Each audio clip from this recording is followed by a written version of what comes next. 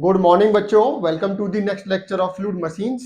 Fluid machines के previous lecture में हमने देखा था कि अगर किसी प्लेट पे किसी वाटर को हिट कराते हैं तो कितना फोर्स एक्सर्ट होता है। आज हम देखेंगे कि अगर number of plates more than one है, ठीक है, किसी व्हील के ऊपर नंबर ऑफ वेन्स, वेन्स बोलिए या प्लेट बोलिए, एक ही बात है, ठीक है। तो किसी व्हील पे अगर एक से ज्यादा प्लेट लगी हुई है या वेन्स लगे हुए हैं इक्वल डिस्टेंस पे, और आप जेट से उसको हिट करते हो प्लेट को, तो कितना फोर्स एक्सर्ट होगा, ठीक है, और कितना वर्क डन आपको मिलेगा, और लास्ट में हम एफिशिएंसी को भी कैलकुलेट करेंगे। तो टॉपिक क्या है हमारा? Force exerted bye jet on series of veins. एक हमारे पास एक व्हील है, ठीक है, ये हमारा व्हील है, उस व्हील पे वेन्स लगे हुए हैं या प्लेट लगी हुई है, ठीक है, इक्वल डिस्टेंस पे नंबर ऑफ वेन्स लगे हुए हैं, ठीक है। नोजल से हम वाटर को प्लेट पे हिट कराएंगे या वेन पे हिट कराएंगे तो क्या होगा, एक प्लेट पे हिट कराएंगे तो वो आगे जाएगी, अगली प्लेट आएगी, फिर उसको हिट करेगा वाटर, फिर नेक्स्ट आएगी। उसी तरीके से ये कंप्लीट जो व्हील है वो रोटेट करना स्टार्ट कर देगा किसी यूनिफॉर्म वेलोसिटी से। तो मान लेते हैं नोजल से जो पानी या जो जेट निकल रहा है उसकी वेलोसिटी है v, और इस v के कारण जो आपकी वेन्स घूमना स्टार्ट करेंगी जिस वेलोसिटी से, उस वेलोसिटी को मान लेते हैं u। जिस वेलोसिटी से वेन्स घूमना स्टार्ट कर देंगी, ठीक है, रोटेशन का डायरेक्शन क्या होगी, इस तरीके से, ठीक है। तो हमें निकालना क्या है? हमें निकालना है कि फोर्स कितना एक्सर्ट होगा मोशन की डायरेक्शन में। उसके बाद हम निकालेंगे वर्क डन कितना मिलेगा, क्योंकि यहाँ पे मोशन हो रहा है, प्लेट मूव कर रही है, तो आपको वर्क डन भी मिलेगा, और साथ साथ में आपको एफिशिएंसी भी कैलकुलेट कर सकते हैं। चलिए करते हैं। सबसे पहले देखते हैं v क्या है। v is the velocity of jet, ठीक है, जो नोजल से जो निकल रही है वो वेलोसिटी है। इसको एब्सोल्यूट वेलोसिटी भी बुलाते हैं जेट की। नेक्स्ट मान लेते हैं d क्या है आपका, diameter of the jet, diameter of jet. जो ये जेट है आपका, इसका कुछ डायमीटर होगा आपका, मान लेते हैं स्मॉल डी। उसी तरीके से स्मॉल ए को ले लेते हैं area of the jet, area of jet, और वैल्यू क्या होगी इसकी, π/4 d स्क्वायर, ठीक है। नेक्स्ट हम मान लेते हैं u क्या है, velocity of veins, velocity of veins.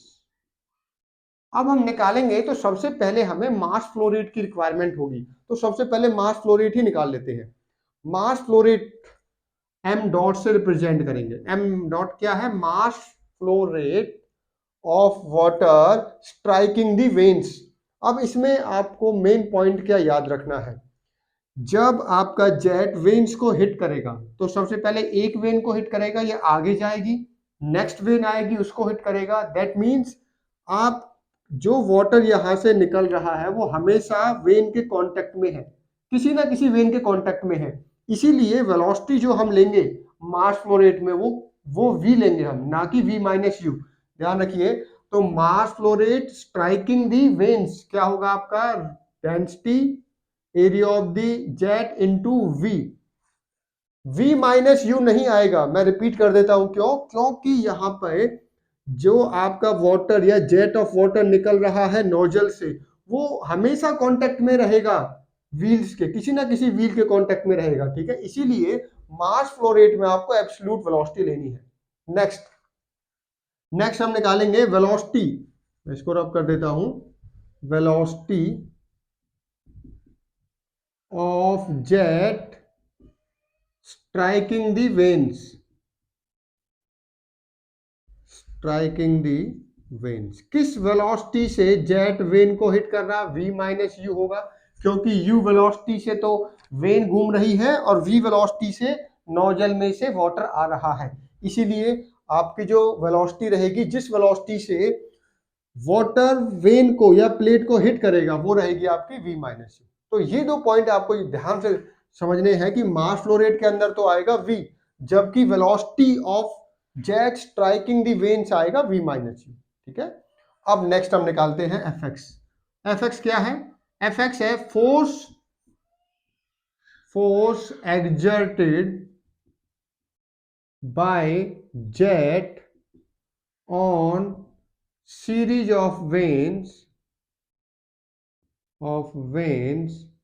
in the direction of motion, in the direction of motion। देखिए मोशन की डायरेक्शन यही है, तो इस डायरेक्शन में कितना फोर्स लगा रहा है जेट वेन्स के ऊपर, तो ये क्या होगा, Fx आपका रहेगा mass flow rate into V1x minus V2x। V1x क्या है? Initial velocity of the jet by which it strikes the when. जिस इनिशियल वेलोसिटी से जेट वेन को हिट करेगा वो है V1x, और V2x क्या है? Final velocity. फाइनल क्या होगी? जीरो होगी, क्योंकि जैसे ही वाटर प्लेट को हिट करेगा तो प्लेट तो घूमना स्टार्ट कर देगी, बट वाटर तो जीरो हो जाएगा ना, वाटर की वेलोसिटी तो V2x तो जीरो है। V1x क्या है? V minus you. क्या है? V माइनस यू, क्योंकि इसी वेलोसिटी से तो हिट किया है वाटर ने प्लेट को। तो क्या वैल्यू हो जाएगी हमारी? मास फ्लो रेट कितना है? रो ए वी, और V1x क्या है? V माइनस यू, और माइनस क्या है आपका? जीरो। तो मैं यहां पर लिख देता हूं, क्या आ गया हमारा, क्या वैल्यू आ गई हमारी, इसको रब कर देते हैं यहां से। देखिए क्या वैल्यू आ गई, force exerted by the jet on the vanes rho A we minus u, ठीक है। ये वैल्यू आ चुकी है किसकी? कितना फोर्स जेट ने प्लेट पे लगाया है, ठीक है। अब नेक्स्ट हम निकालते हैं वर्क डन पर सेकेंड। वर्क डन पर second by jet on veins. Jet ने कितना वर्क डन किया वेन्स पे पर सेकेंड में, ठीक है। क्या होगा? फोर्स, और फोर्स की डायरेक्शन में वेलोसिटी, यही होता है हमारा। फोर्स क्या है हमारा? अभी हमने कैलकुलेट किया rho A we minus u into u. ये आगे हमारी वर्क डन पर सेकेंड की वैल्यू, ठीक है। वर्क डन पर सेकेंड।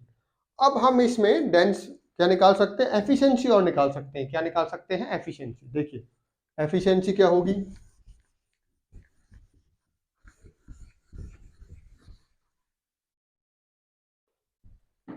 देखिए एफिशिएंसी क्या होगी, एफिशिएंसी क्या होती है? Output by input. आउटपुट क्या यहाँ पे? वर्क डन पर सेकेंड, वर्क डन पर सेकेंड है हमारा, वर्क डन पर सेकेंड, वर्क डन पर second divided by kinetic energy पर सेकेंड। क्योंकि इनपुट एनर्जी क्या थी, क्या दिया आपने? जेट ने इनपुट एनर्जी क्या दी? काइनेटिक एनर्जी के फॉर्म में दिया। तो आप काइनेटिक एनर्जी पर सेकेंड और निकाल लेते हैं। काइनेटिक एनर्जी ऑफ जेट पर सेकेंड क्या है? Half mv²। देखिए काइनेटिक एनर्जी पर सेकेंड है, तो इसलिए मास फ्लो रेट यहां पे लेना पड़ेगा।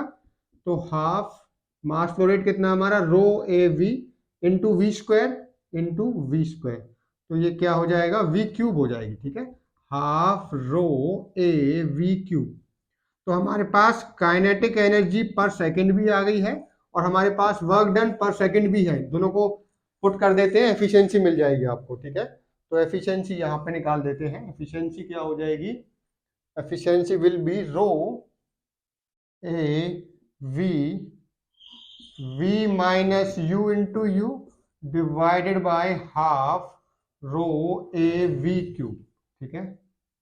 चलिए अब देखिए यहाँ पे रो इंटू ए से रो इंटू ए कैंसिल हो गया, ठीक है। और ये 2 ऊपर चला गया आपका, तो क्या हो गई वैल्यू? 2, और v से v स्क्वायर हो गया यहाँ पे 2u v minus u divided bye v square, ठीक है। ये वैल्यू आ गई हमारी एफिशिएंसी की। किसकी वैल्यू आ गई? एफिशिएंसी। अब क्वेश्चन है ये एफिशिएंसी मैक्सिमम कब होगी, कंडीशन क्या है, और कितनी मैक्सिमम वेलोसिटी हो, मैक्सिमम एफिशिएंसी हो सकती है। तो ये हमारी वैल्यू है एफिशिएंसी की। अब इसको मैं आपको बताऊंगा कंडीशन फॉर मैक्सिमम एफिशिएंसी।